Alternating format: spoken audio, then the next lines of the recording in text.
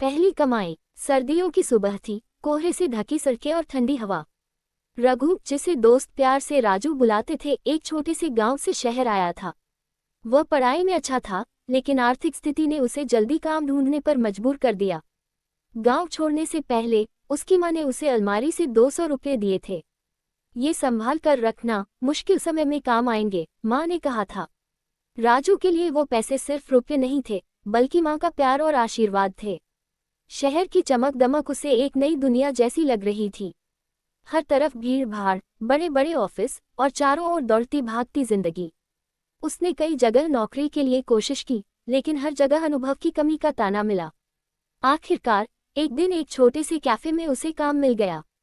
काम आसान नहीं था, सुबह जल्दी आना, फर्श साफ करना, ग्राहकों को चाय और नाश्ता परोसना।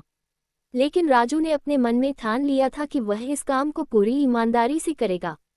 पहले दिन की मेहनत के बाद रात को जब वह अपने छोटे से कमरे में लौटा, तो थकान के बावजूद उसकी आंखों में संतोष था।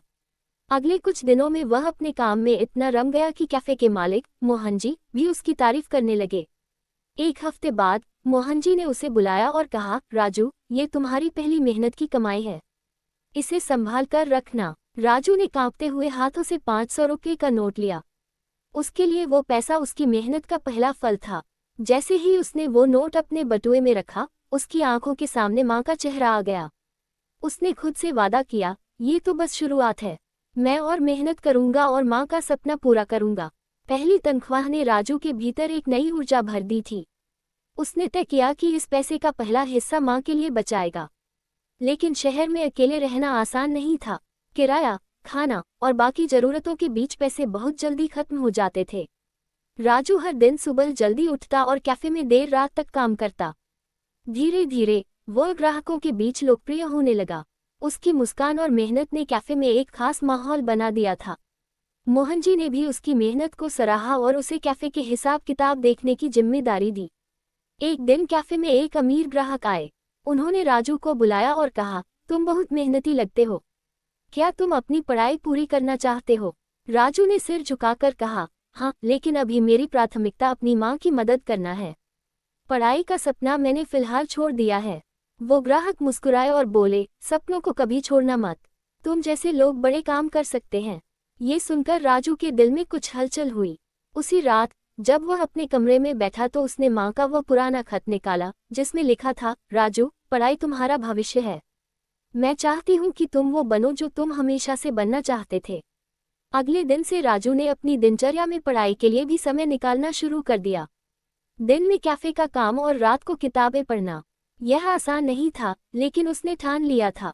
कुछ महीनों बाद राजू को एक स्कूल में अंशकालिक शिक्षक की नौकरी मिली। अब वह सुबह बच्चों को पढ़ाता और दोपहर में कैफे में काम करता। उसकी कमाई भी बढ़ने लगी। फिर वह दिन आया जब उसने अपनी माँ के लिए गांव पैसे भेजे। माँ ने जब पहली बार वह मनी ऑर्डर देखा तो उनकी आंखों से आंसू छलक पड़े। वह समझ गई कि उनका बेटा अब अपने पैरों पर खड़ा हो गया है। राजू ने अपने सपनों और माँ के आशीर्वाद के साथ यह साबित कर दिया कि मेहनत और लगन से कुछ भी संभव है। राजू की जिंदगी अब एक नई दिशा में बढ़ रही थी।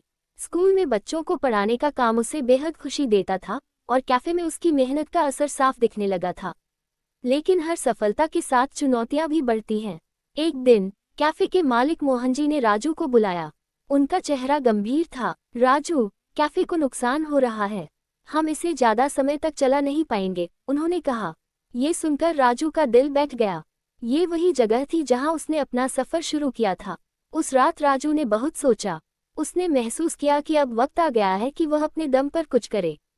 उसने मोहन जी से बात की और कहा, क्या मैं कैफे को संभाल सकता हूँ? मैं इसे नए तरीके से चलाने की कोशिश करना चाहता हूँ। मोहन जी ने उसे एक मौका दिया। राजू ने अपनी बचत और कुछ उधार लेकर कैफे को नया रूप दिया।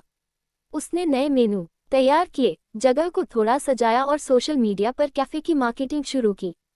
धीरे धीरे कैफे में ग्राहक बढ़ने लगे। इसके साथ ही स्कूल में उसका काम भी अच्छा चल रहा था। बच्चों और उनके माता पिता ने उसकी तारीफ करना शुरू कर दिया। एक दिन स्कूल के प्रिंसिपल ने उसे बुलाया और कहा, राजू, हमें तुम जैसे शिक्षकों की जरूरत है, हम तुम्हें स्थायी शिक्षक का पद देना चाहते हैं। ये सुनकर राजू की खुशी का ठिकाना नहीं रहा। अब उसकी जिंदगी स्थिर हो रही थी। लेकिन राजू ने एक और सपना देखा था, गांव लौटकर वहां के बच्चों के लिए एक स्कूल खोलने का। उसने अपनी मां को फोन किया और कहा, मां, मैं जल्दी ही गांव लौटूंगा। मैं वहां के बच्चों के लिए कुछ करना चाहता हूं। कुछ ही महीनों में राजू ने शहर में अपना काम दूसरों को सौंपा और अपने गांव वापस लौट आया।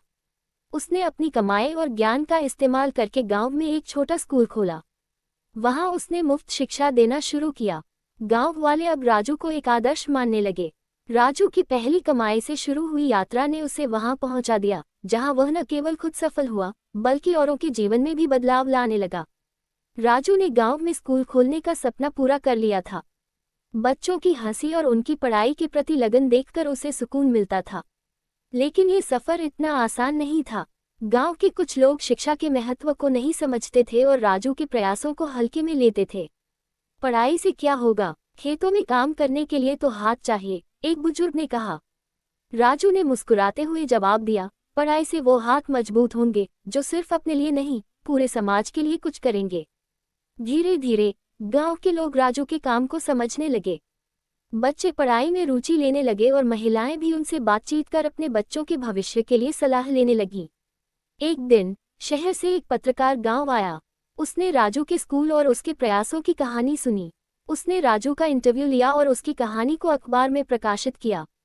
ये खबर तेजी से फैली और राजू की मेहनत की चर्चा दूर दूर तक होने लगी। कुछ ही समय में एक एनजीओ ने राजू से संपर्क किया। उन्होंने उसके स्कूल को और बेहतर बनाने के लिए आर्थिक मदद की पेशकश की। राजू ने इस अवसर का पूरा फायदा उठाया। उसने स्कूल में नई किताबें, कंप्यूटर और पढ़ाई के लिए जरूरी अन्य संसाधन जुटाए। अब राजू का स्कूल सिर्फ एक गांव तक सीमित नहीं रहा। आसपास के गांवों से भी बच्चे वहां पढ़ने आने लगे। राजू ने अपने कुछ पुराने दोस्तों को भी बुलाया, जो अब शिक्षक बन चुके थे, और उनसे स्कूल में पढ़ाने का अनुरोध किया। एक दिन जब राजू अपनी माँ के पास बैठा था, तो उसने कहा, माँ, ये सब आपकी वजह से हुआ।